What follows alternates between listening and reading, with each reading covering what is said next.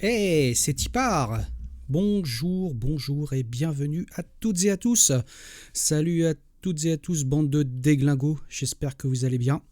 J'espère que vous avez passé un bon week-end, une bonne semaine dernière et que la semaine démarre sous les meilleurs auspices pour vous. Donc, on a pas mal de choses à raconter aujourd'hui. Donc je ne vais pas m'éterniser sur l'intro. Déjà, permettez-moi de souhaiter la bienvenue à tout le monde. Salut Dominique, salut René alias Ugla, salut Gix pour la première fois sur ce chat. Bienvenue à toi, monsieur Le Finnois alias Denis Baudor. Bienvenue, ça fait super plaisir de te voir ici. Salut Hardware, salut qui est-ce qu'il y a dans le chat, Anne Vu, enfin bref, tout le monde, faites-moi un petit coucou dans le chat. Je vais pas citer tout le monde, sinon on en a pour des heures.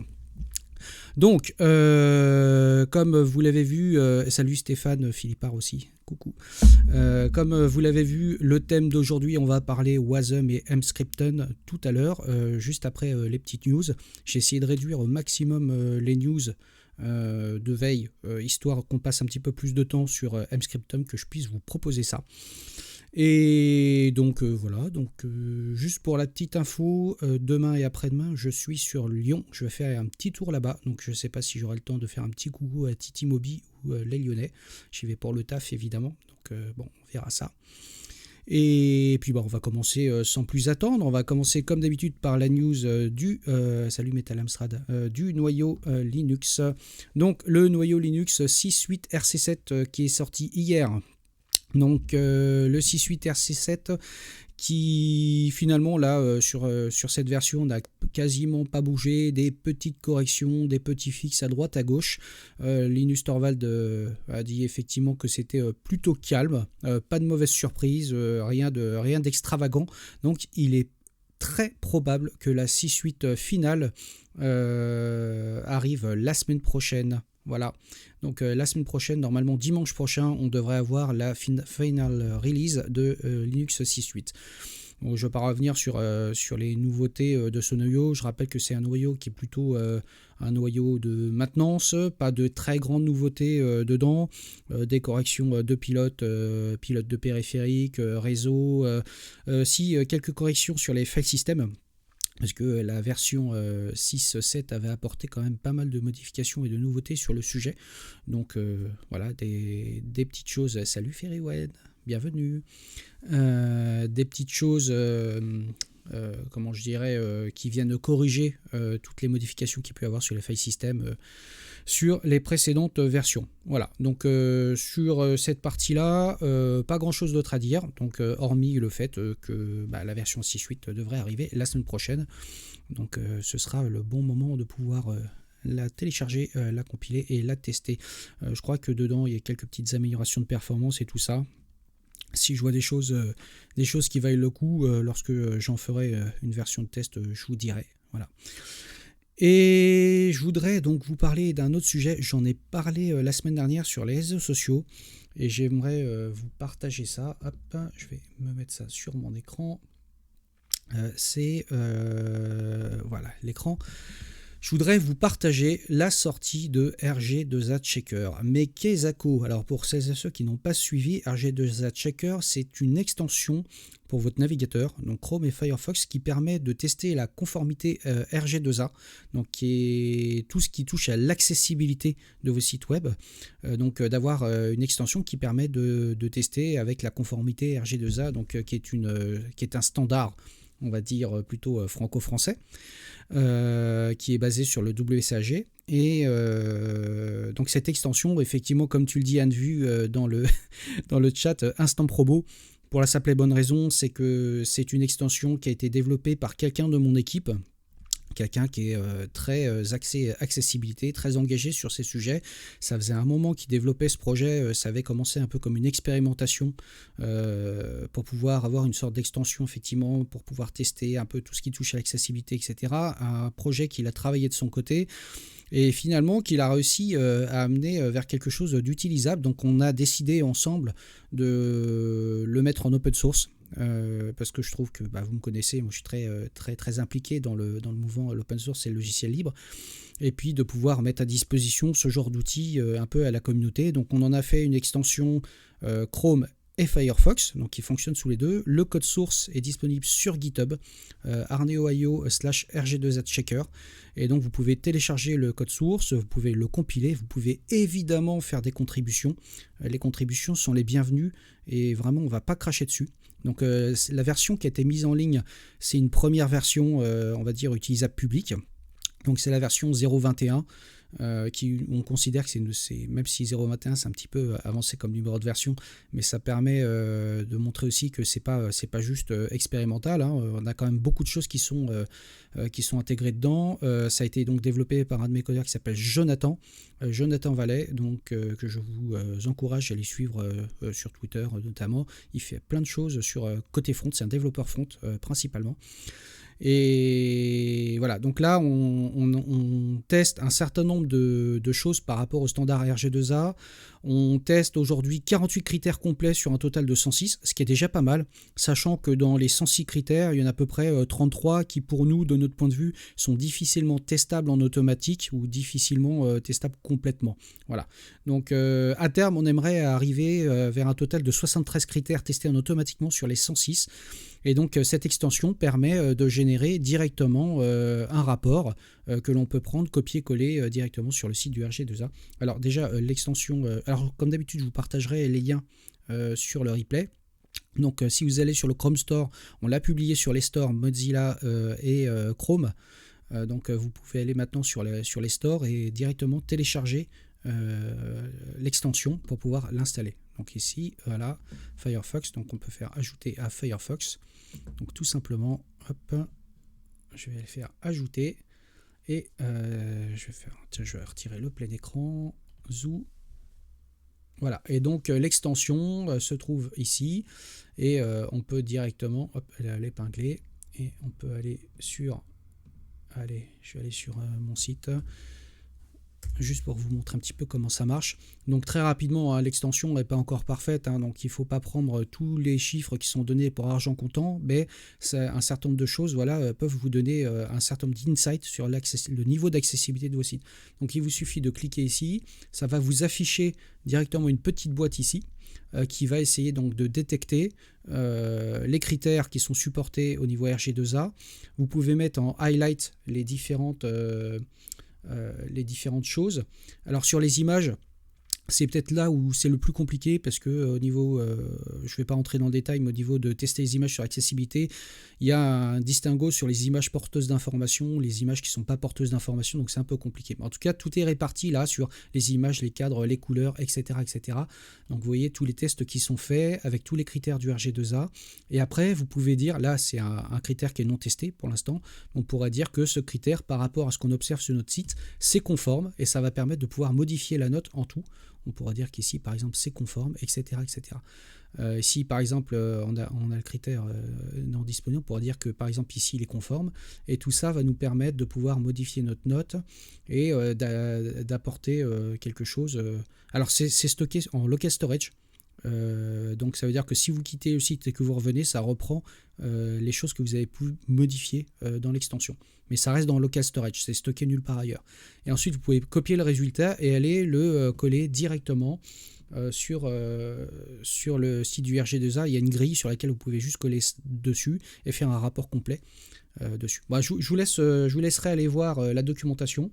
On a un manuel qui s'est étoffé hier notamment. Donc n'hésitez pas à aller lire la page de manuel qui va vous expliquer un petit peu comment ça fonctionne, ce que ça teste, aller tester, valider de façon manuelle ou pas les critères, exporter les données et comment aller, voilà, comme je vous le disais, comment aller exploiter la feuille de rapport RG2A, la grille d'évaluation. Donc voilà. Donc c'est ça, je voulais vous le partager parce que on pourrait dire que c'est un moment d'instant promo, mais c'est aussi, je trouve, quelque chose qui est important. Il n'y a pas beaucoup d'outils aujourd'hui qui existent sur le marché pour tester tout ça.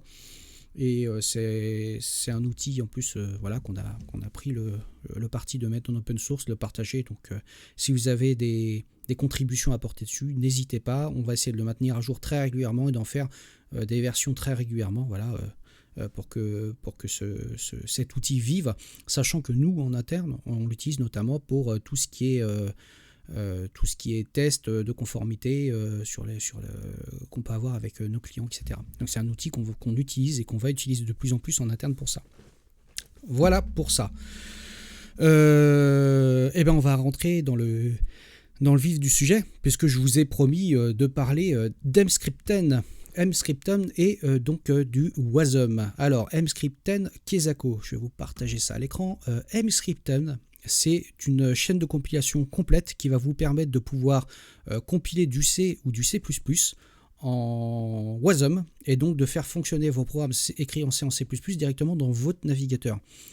Donc ça, c'est un projet qui est pas tout récent, puisque les premières versions de ce projet datent de 2011 ou 2012 par là. Je crois que une des premières versions publiques, la version 1.0, a dû sortir en 2012. Et à l'époque, ça ne targetait que l'ASM.js. ASM.js, je le rappelle, qui est un sous-ensemble du JavaScript qui est utilisé un peu comme une forme d'assembleur, on va dire, donc qui permet de garantir un fonctionnement correct sur tous les navigateurs et de bonnes performances. Puis en 2015, de mémoire, est arrivé le Wasm, le WebAssembly. Donc le WebAssembly, qu'est-ce que c'est ? C'est une sorte d'assembleur pour les navigateurs. Donc c'est un bytecode qu'on peut générer, donc qui va un bytecode comme si vous aviez des mnémoniques de microprocesseurs, et donc votre navigateur va pouvoir soit interpréter, soit recompiler directement en binaire, et donc d'exécuter ça directement dans le navigateur. Et donc avec un certain nombre de possibilités, et notamment ce qui n'est pas inintéressant, c'est d'avoir une sorte de programme comme on l'a sur nos machines, de programmes qui s'exécutent dans le navigateur avec des performances qui sont plutôt élevées et un niveau d'intégration qui est poussé. D'ailleurs, exit, on va dire, le JavaScript ou le TypeScript, etc. Là, on se retrouve avec la possibilité d'utiliser des langages de plus haut niveau, comme le Rust, le C, le C++, le Go, etc., de pouvoir targeter le Wasm et que ce binaire Wasm, ce livrable Wasm, on puisse le faire fonctionner dans le navigateur. Donc Emscripten, avant que Go et Rust et tout ça ne fournissent du Wasm, donc le faisait déjà à l'époque, et donc ça permet, je vais vous montrer comment on va pouvoir compiler du C et du C++ et le faire fonctionner dans le navigateur. On va commencer par un programme tout bête, un bet Hello World, et ensuite on va aller vers quelque chose qui affiche avec la libSDL une application graphique directement dans votre navigateur et qui peut fonctionner soit en natif sur votre machine, soit dans votre browser. Voilà. Donc première chose avec Emscripten, la première chose à faire, c'est l'installer. Donc Emscripten, c'est une suite de compilation donc qui va venir avec le compilateur C, le compilateur C++, des utilitaires pour encapsuler make, configure, des utilitaires, donc ça va venir aussi avec une version de Node.js qui va permettre de pouvoir lancer votre applicatif en local et de pouvoir y accéder directement dans votre navigateur. Donc ça vient vraiment avec une toolbox qui est relativement complète. Ce qu'il faut savoir, c'est que le compilateur est basé sur LLVM, une fois n'est pas coutume. Et donc effectivement, le back-end de LLVM qui est utilisé, au lieu de produire du binaire x86-64 ou ARM ou ce que vous voulez, va produire du Wasm ou du JavaScript si on désactive le Wasm. Voilà. Donc première chose à faire, c'est on va commencer par installer Emscripten. Donc vous allez voir, je vais peut-être zoomer un peu, ce sera plus facile aussi pour ceux qui sont sur les petits écrans. Donc on va faire, je vous partagerai les liens comme d'habitude, donc là je vais sur le site emscripten.org sur laquelle vous avez toute la doc qui va bien, et vous allez voir, c'est très très simple à mettre en place. Donc on va aller dans la section download and install, et la méthode recommandée, hop, je zoome. Voilà, il suffit de cloner le dépôt GitHub de Emscripten. Donc je vais aller copier ça et on va aller ici. Alors je vais cloner Emscripten dans un répertoire. Hop, ici un répertoire TMP. Allez, git clone. Qu'est-ce que j'ai fait? Effectivement, voilà. Donc je clone le dépôt et il suffit donc de rentrer dans le dépôt d'Emscripten, donc qui s'appelle EMSDK, donc Emscripten SDK.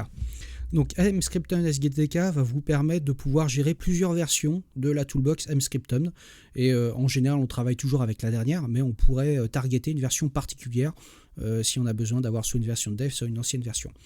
Donc la commande pour gérer l'installation de votre toolkit Emscripten, c'est emsdk. Donc cette fonction, vous pouvez faire rajouter -help et elle va vous dire tout ce qu'elle est capable de faire. Pour lister tous les toolkits qui sont disponibles, hop, il suffit de faire Emscripten list, voilà, et ça va vous montrer toutes les versions de Emscripten qui sont disponibles et que vous pouvez installer. Ça vous permet d'avoir des versions avec des debugs, sans debug, etc. Nous, on ne va pas s'embêter, on va installer la dernière, donc Emscripten install latest. Latest, voilà, donc ça va nous télécharger directement la version d'Emscripten, l'installer dans ce répertoire là. Donc il télécharge Emscripten, il télécharge Node, voilà, donc c'est la version upstream, il dépack tout ça, et une fois que c'est dépaqueté, on va pouvoir activer cette version. Encore à quelques petites secondes. Voilà, donc il a fini d'installer les outils, il a fini d'installer le SDK. Maintenant, une fois qu'on a téléchargé cette version, on peut avoir, comme je disais, plusieurs versions qui cohabitent. Donc ce que l'on va faire, on va activate latest. Voilà. Donc, j'utilise la dernière version de Emscripten, la 3.1.55. Elle est installée et maintenant, pour dire à notre système de l'utiliser, eh bien, il suffit de sourcer simplement un fichier qui va s'appeler en fonction de votre shell. Alors, sous Windows, ce sera le msdk-bat. Sous le shell standard, ce sera emsdk-env.sh, etc. Donc, vous avez plusieurs... Ouais, on n'est pas obligé de faire un sudo make install comme un sauvage. Ouais, t'as raison, Denis. Tout à fait. Là, l'avantage, c'est comme beaucoup d'outils, ça peut s'installer donc dans l'environnement de l'utilisateur. C'est quand même assez pratique pour pouvoir tester. Alors, sachant que Emscripten est aussi empaqueté en paquet Debian, souvent dans les Debian ou autres dans les distributions. Mais si vous voulez avoir la dernière version, cette méthode est quand même la plus recommandée. Donc, il va nous suffire de faire source emsdk-env. Voilà. Donc j'ai sourcé le fichier de shell et ce qu'il a fait, il m'a ajouté les passes vers Emscripten, le pass vers Node, et il m'a ajusté le pass et un certain nombre de variables d'environnement. Voilà, grep-i emsdk. Voilà, donc là on voit qu'il nous a mis à jour notre environnement. Donc à ce moment-là, je peux me placer un peu n'importe où dans mon shell et je peux taper donc EMCC, donc qui est le compilateur C Emscripten. EMCC, voilà, nous dit, comme si je tapais GCC, hein, c'est pareil, il nous dit, bah voilà, j'ai pas de fichier à compiler.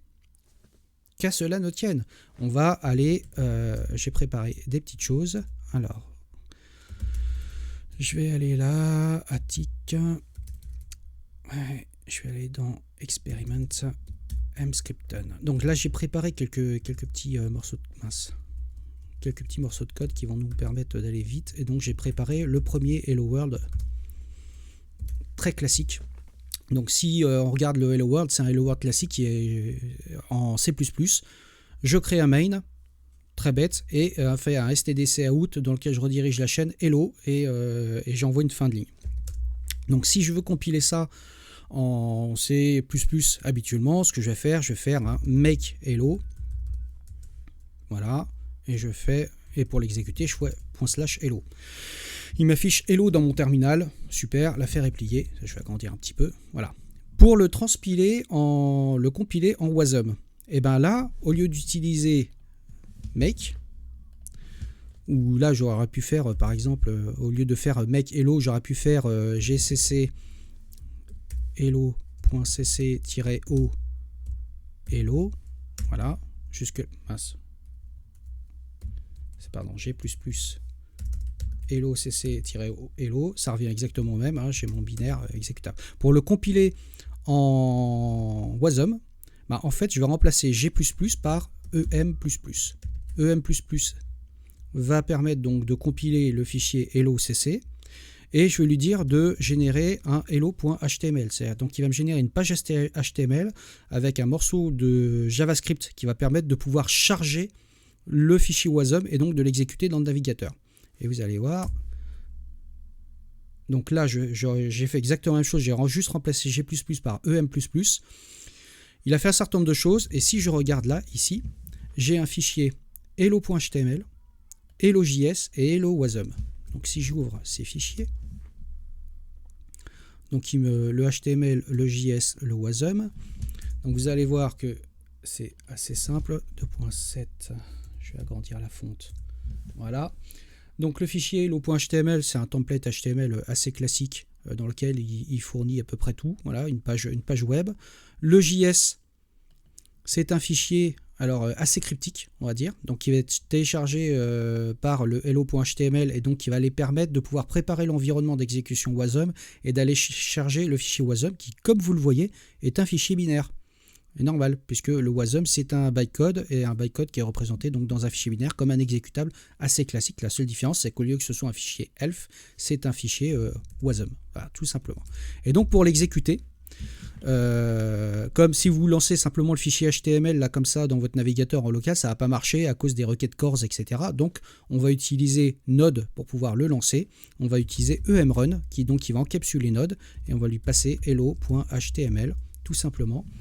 Et il me lance directement dans le navigateur la fameuse page avec ici en haut un canevas qui va nous servir pour des applications graphiques et en bas on va dire une sorte d'émulation de terminal qui va capter tout ce qui sort sur stdout. Donc là vous voyez, j'ai un hello qui s'affiche, hello point d'exclamation.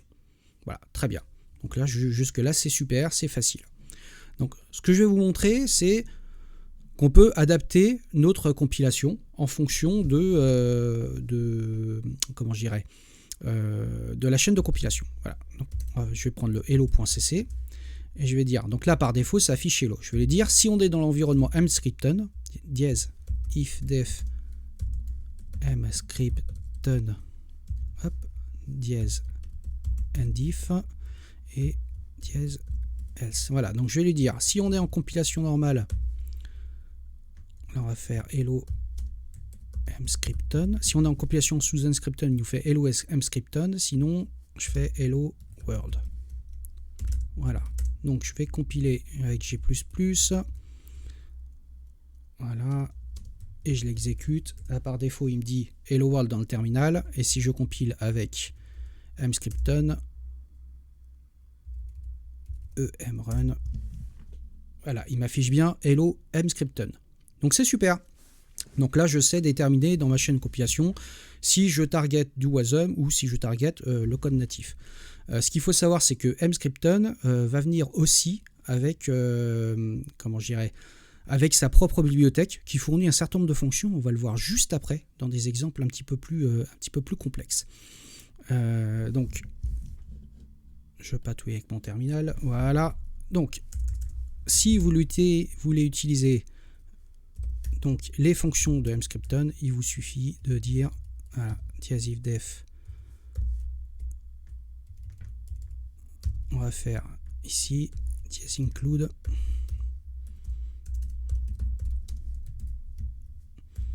mscripton.h. Voilà. Et voilà, donc là j'ai inclus le SDK mscripton qui va me proposer un certain nombre de fonctions qu'on va voir juste après dans avec l'utilisation de la libSDL. Voilà, donc là j'ai fait un hello world tout simple. Donc là taper les commandes à la main comme d'habitude c'est un petit peu relou. Donc j'ai créé. Alors, on pourrait compiler Doom, mais j'ai pas préparé cet exemple, mais c'est exactement le même principe puisque une des premières versions d'mscripton, monsieur Giligier, c'était justement de pouvoir compiler Doom et de le faire fonctionner dans le navigateur. Voilà, c'était un des premiers cas d'usage. Donc là, ce que j'ai préparé donc un truc un petit peu plus poussé, programme.ch étoile et makefile.étoile. Donc j'ai préparé un certain nombre de choses. Voilà, donc j'ai créé donc un hello world tout bête. Alors tout ce code là, je vous le partagerai sur un gist sur GitHub, comme ça vous pourrez l'avoir. Donc là, de la même manière, je retrouve un programme hello world qui, si on est sous mscripton, il inclut le mscripton.h. Si on est sous mscripton, il affiche hello scripton. Si on est en natif, il affiche hello world. C'est exactement le même programme qu'avant, entre guillemets en plus structuré. Voilà. Et j'ai créé donc des makefiles qui vont bien, que vous pourrez récupérer sur le GIST que je vous partagerai, qui vous permettront de faire éventuellement des expérimentations. Donc un makefile.linux pour compiler sous Linux, et un makefile pour compiler avec l'environnement Wasm. Comme ça évite de taper soi-même les commandes, et ça simplifie les choses. Donc si je vais ici dans le terminal, je fais make-f makefile.linux et programme.bin, voilà, donc je compile, voilà, et si je compile avec le makefile wasm, ça va me produire le wasm, et là je fais emrun hello programme.html. Oups, qu'est-ce que j'ai fait? Il faut que je fasse un clean. Make-f makefile up clean all, voilà, ça va être mieux comme ça. Voilà, et donc là ça me lance directement ici Hello Emscripten dans mon navigateur. Donc bon, ça pour l'exemple, ça montre bien qu'avec un code C ou C++ très simple, vous pouvez exécuter un programme. Après, vous pouvez avoir besoin de faire quelque chose d'un peu plus poussé. Par exemple, avoir une application graphique qui tourne en arrière-plan, et c'est un peu l'idée, comme tu disais, du Doom, c'est-à-dire d'avoir finalement un jeu écrit en C ou en C++ avec par exemple la bibliothèque SDL et qui tourne dans le navigateur. Pour ça, on ne peut pas juste compiler en Wasm directement le code tel quel et ça va marcher dans le navigateur. Pourquoi? Parce que la plupart du temps, quand vous développez une application avec par exemple la librairie SDL, c'est votre thread principal qui va capter la main, qui va gérer la boucle principale, et cette boucle principale, ça va être en gros un while 1, et je capte les événements, je traite les événements, je génère une image, j'affiche l'image, et ensuite je recommence au début. Ça, le problème, c'est que dans un navigateur, vous le savez, le thread principal, à un moment donné, il faut qu'il rende la main. Sinon, vous avez ce petit message qui vous dit dans le navigateur « Oh, attention, là, il y a un script JavaScript qui ne rend pas la main, voulez-vous le tuer ?» Donc pour ça, pour une application basée par exemple sur la libSDL, il faut lui dire que le code, la main loop de votre jeu ou de votre application fonctionne dans un thread, dans un worker à part. Et pour ça, la bibliothèque Emscripten va nous permettre de pouvoir apporter un certain nombre de fonctions, de pouvoir modifier votre code vraiment à minima pour pouvoir se conformer à ce fonctionnement dans le navigateur. Donc je vais vous montrer ça un petit peu. Alors Dominique, tu dis de plus en plus de langages target le Wasm, mais tous n'ont pas de backend qui va bien pour tous les usages. Ouais, effectivement, alors en tout cas tous les langages assez récents comme le Go ou comme le Rust par exemple, target le Wasm, d'autant plus parce que le Wasm c'est quand même, je pense, un peu l'avenir des applicatifs lourds dans le web, parce que ça permet vraiment de coder avec des langages de très haut niveau. Alors ça peut être le C++, le Rust, le Go, etc. De façon peut-être un peu plus facile, un peu plus poussée que le TypeScript ou le JavaScript vanilla. Voilà. Mais ça, bon, c'est mon avis. Je pense que de plus en plus dans le futur, on va avoir des applications Wasm. Et puis il y a aussi une chose qui est, je pense, un effet de bord à ça, c'est que le Wasm, ça permet d'obfusquer le code, dans le sens où vous allez vous retrouver avec une sorte de blob binaire dont vous n'avez pas de code source, et notamment pour les compagnies qui déploient des produits qui ne sont pas des produits open source, ça leur permet aussi d'avoir une unité d'exécution sur laquelle les gens ne peuvent pas vraiment faire de reverse engineering très facilement, c'est-à-dire en ayant accès au code source ou d'utiliser des obfuscateurs de code en plus de les minifier, etc. Disons que ça permet un petit peu de masquer comment ça fonctionne, puisque au final le Wasm, ce que vous allez retrouver, c'est du binaire. C'est un binaire qui est chargé dans le navigateur et qui est exécuté par le back-end du navigateur. Donc, pour la suite, on va prendre une application. Je vais faire un CTRL-C, je vais vous repartager mon écran. Zoo. Alors, j'ai préparé une application qui s'appelle Hello World SDL. Hello World SDL, cette application, elle est toute simple. Je vais vous la compiler. Make-f makefile.linux clean all et /programme. Donc cette application SDL, elle compile et elle permet de lancer, je vais Voilà, fermez ça. Elle permet d'afficher une fenêtre, simplement, avec le logo de la SDL. Donc ce logo, c'est un fichier PNG qui est chargé avec un fond transparent et le fond qui est sur la fenêtre, c'est un fond gris que j'ai mis. Voilà. Donc là, si je prends cette fenêtre, je peux la redimensionner. Voilà, c'est une application toute bête SDL sur lequel, chaque fois que la boucle principale tourne, je capte les événements du clavier. Si j'appuie sur échappe, je quitte. Tout simple. Voilà. Donc je relance l'application. Hop. Évidemment, ça ne lance pas sur le bon écran. Voilà. Donc comme je le disais, la boucle principale, elle capte les événements. Elle regarde si on a appuyé sur une touche de clavier. Si c'est la touche échappe, on quitte. Et sinon, j'affiche l'image que j'ai préalablement chargée dans la fenêtre. Voilà. C'est vraiment l'application basico-basique en SDL. Donc j'ai fait ça en C++. Je vais vous montrer ça. Programme.ch étoile. Donc pour vous montrer un petit peu la simplicité du programme, alors c'est vraiment programmé de façon très structurée avec des classes, donc c'est vraiment un template que vous pouvez réutiliser si vous voulez faire un petit peu de SDL en C++. Donc là il y a quelques classes utilitaires on va dire. Ce qui est surtout intéressant, donc il y a une classe application qui va abstraire ce qu'est une application SDL, qui va juste globalement initialiser la SDL. Je vais vous montrer ça ici. Voilà. Donc l'application appelée la méthode SDL init et SDL kit, et leur implémentation c'est j'initialise la bibliothèque SDL ici, et la fonction SDL kit, j'appelle la méthode SDL kit de la SDL, tout simplement. Donc cette classe elle est héritable, et elle est héritable dans l'application que vous voulez développer. Donc moi j'ai créé une autre classe qui s'appelle Hello World App, donc qui va prendre simplement une chaîne de caractères pour son titre, sa largeur, sa hauteur, et en fait cette application Hello World va juste simplement charger une image, donc le logo de la SDL, et l'afficher à l'écran, et ensuite simplement, ça c'est la loupe, je vais vous la montrer après, et simplement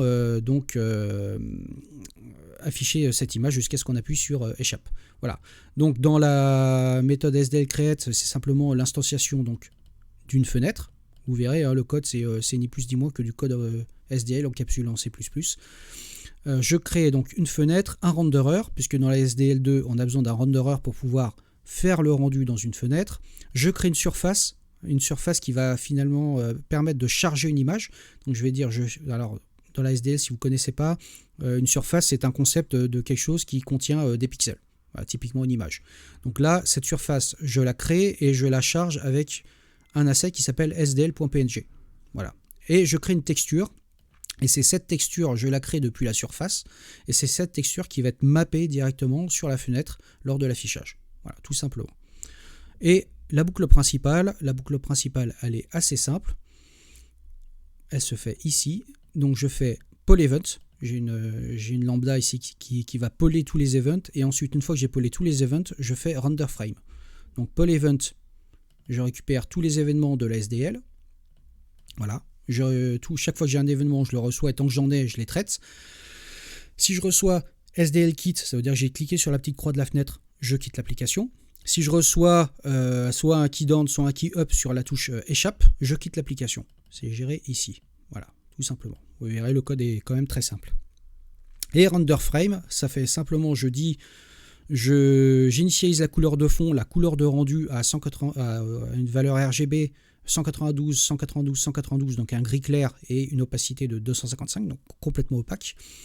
J'efface la fenêtre, je copie la texture sur la fenêtre, voilà, et je présente le render, je présente dans la fenêtre. Donc j'affiche dans la fenêtre ce que je viens de faire. Voilà, donc c'est très simple. Donc lorsque je compile ça en C++, ça compile, ça s'exécute tel quel. Voilà, ça appelle ma boucle principale. Alors mon programme, il est ici, je crée mon application et j'ai un runner qui va me dire exécute mon application, qui fait simplement, mon runner il fait un while, tant que l'application est en train de tourner, j'appelle la méthode loop de mon application, donc celle qui récupère les événements et celle qui fait l'affichage. Lorsque je suis dans un environnement Upscripton, comme je vous l'ai dit, il faut créer un worker pour que le script, le WASM, ne bloque pas le thread principal de votre navigateur. Donc pour ça, Mscripton va pouvoir permettre de créer une boucle principale. Donc si je suis dans l'environnement Mscripton, donc si je fais -if mscripton, je vais pouvoir dire que ma méthode run, c'est je crée une main loop qui est spécifique à mscripton et je lui passe ma propre main loop qui fonctionnera dans un worker à part, donc qui évitera de bloquer le thread principal. Comme ça, le thread principal de votre navigateur continuera à exécuter son code et à fonctionner comme avant. Et il y aura un worker à part qui va faire tourner votre applicatif directement dans le navigateur. Donc pour ça, j'appelle la méthode mscripton setMainLoop with arg. Et donc je vais lui passer un callback. Le callback, c'est une méthode statique sur laquelle elle va prendre un argument. Et je vais lui passer l'argument qui est une référence vers mon application. Tout simplement. Et les deux derniers paramètres, c'est 0 et 1. 0, c'est le nombre de FPS que l'on désire en termes de fréquence de rafraîchissement. Il est préconisé en général de mettre 0, c'est-à-dire de laisser le choix au navigateur, de trouver le bon niveau de FPS en fonction de la fréquence de rafraîchissement de l'écran, etc. En général, ça peut être 60, mais ça peut être autre chose. Et donc, c'est le navigateur qui va déterminer à quelle fréquence il va appeler votre boucle principale. Et 1, ça veut dire simuler une boucle infinie. Ça veut dire qu'une fois qu'on rentre dans notre main loop, ici, en fait, main loop, elle est appelée par la main loop du worker. Et donc, le worker, il va faire un while 1, comme c'est fait ici. Il va faire un while 1 et nous appeler notre méthode main loop. Et donc, nous, on aura juste besoin de tester. C'est si l'application est en train de tourner, j'appelle la loop de mon application. Et si l'application, on a appuyé sur échappe, elle va appeler mscripton cancel main loop pour annuler la boucle principale du worker et dire au worker de s'arrêter. Donc, c'est aussi simple que ça. Donc ça, c'est les seules modifications qui sont apportées pour un programme un peu plus, comment je dirais, de type jeu ou une application qui a une boucle principale.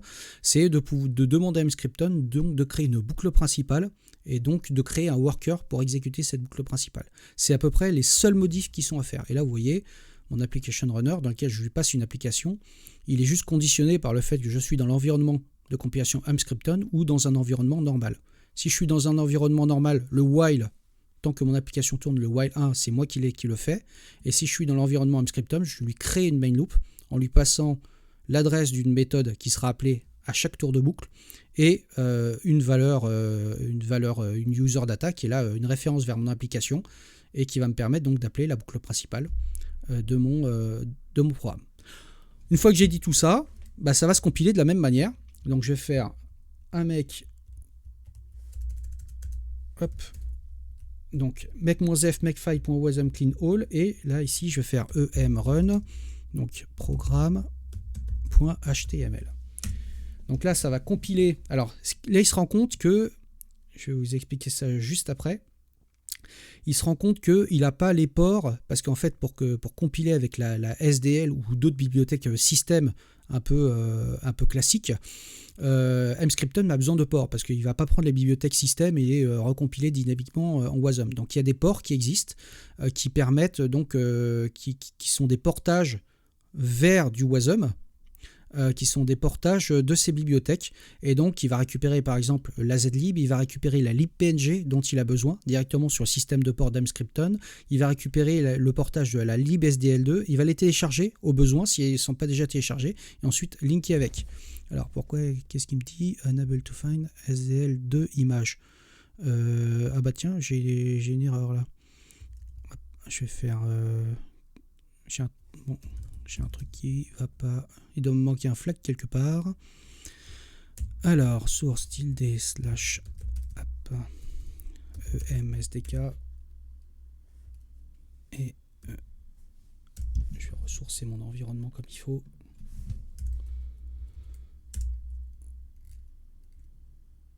Ah, voilà. Et donc, alors...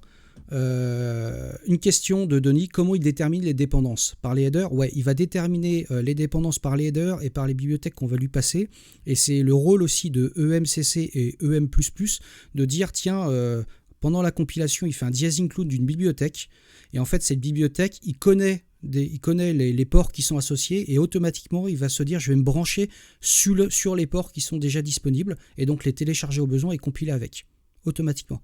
Donc en fait, il faut voir EMCC ou EM++ ou EMMake, etc. comme étant quelque chose qui va venir encapsuler au-dessus et rajouter une couche de logique qui va être propre à mscripton pour aller gérer justement tout ce qui est dépendance. Et donc là, vous voyez, j'ai exécuté mon programme.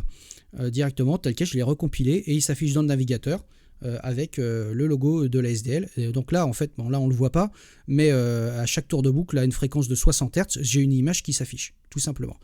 Et donc si je quitte, voilà, ça me fait pas d'événement particulier, mais là j'ai appuyé sur échappe et je sais que ça a quitté la boucle principale donc du worker.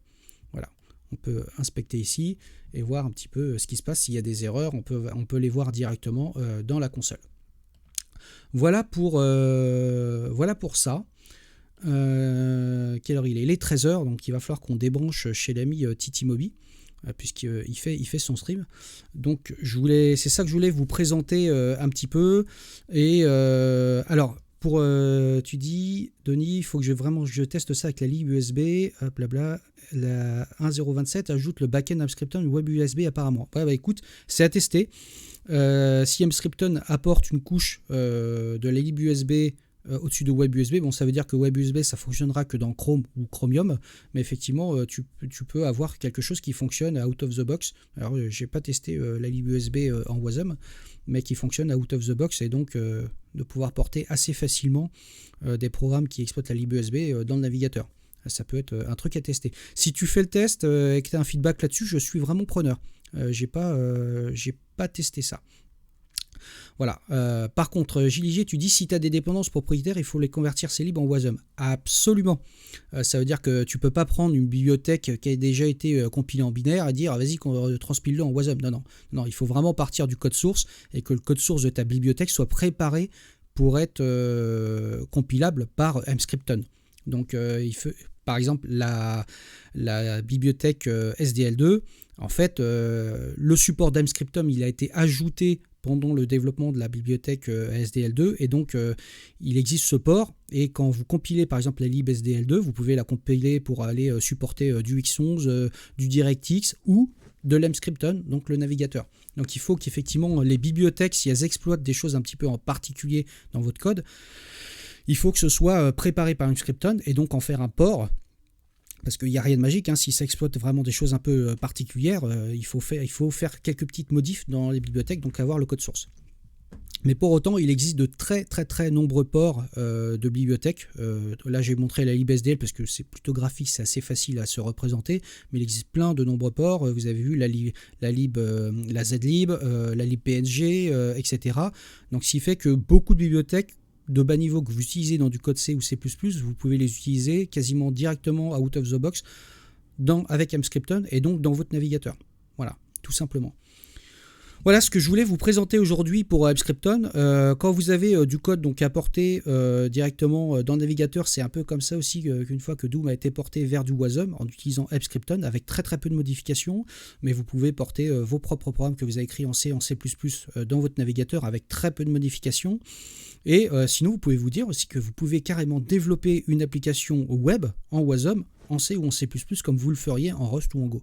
Donc c'est une opportunité qui, je trouve, est assez intéressante, puisque ça permet de bénéficier de programmation d'assez haut niveau avec des langages très fortement typés, potentiellement, et donc de s'ouvrir un certain nombre de perspectives qui sont relativement intéressantes. Et le code qui est généré, surtout le code Wasm, le plus souvent, c'est exécuté dans la sandbox du navigateur et il est recompilé dynamiquement avec une JIT en code machine, donc ce qui permet d'achever des performances qui sont quand même relativement élevées. Donc sans trop de pertes, on va dire. Voilà. En tout cas, beaucoup moins de pertes que si c'est du JavaScript. Enfin, si vous venez du TypeScript qui est transpilé en JavaScript, ou si c'est du JavaScript même minifié. Parce que le JavaScript, il va toujours y avoir cette étape d'interpréteur qui va passer avant de rentrer dans la JIT. Voilà. Donc là, ça permet d'avoir du code qui est déjà compilé à l'avance, une compilation qui est faite à l'avance et sur une représentation qui est très bas niveau, hein, puisque ce que ça va faire, ça va représenter le code intermédiaire généré par LLVM vers du code Wasm qui est exécutable directement donc, dans une machine virtuelle Wasm qui souvent est implémentée sous forme de JIT. Voilà pour ça, pour le sujet de la semaine. J'espère que le sujet vous a plu, que ça vous a donné envie d'aller un petit peu plus loin. Regardez sur le net, il y a beaucoup de ressources sur Mscripton, puis ça permet de faire des choses vraiment super intéressantes et de faire des portages de programmes à coût très neutre, j'ai envie de dire, avec très très peu de modifications. Donc je trouve ça super intéressant. Moi, je vais m'arrêter là. Je vais vous dire donc à la semaine prochaine. On va aller rejoindre l'ami Thierry. Allez, je vais faire le raid vers Titi Mobi. On va aller rejoindre l'ami Thierry qui va lancer son live. Moi, d'ici là, je vais vous souhaiter une excellente semaine. Profitez bien. Si vous avez l'occasion de sortir aujourd'hui, il fait beau, profitez-en. D'ici là, je vous fais plein de bisous et je vous dis à la prochaine fois. Bye bye.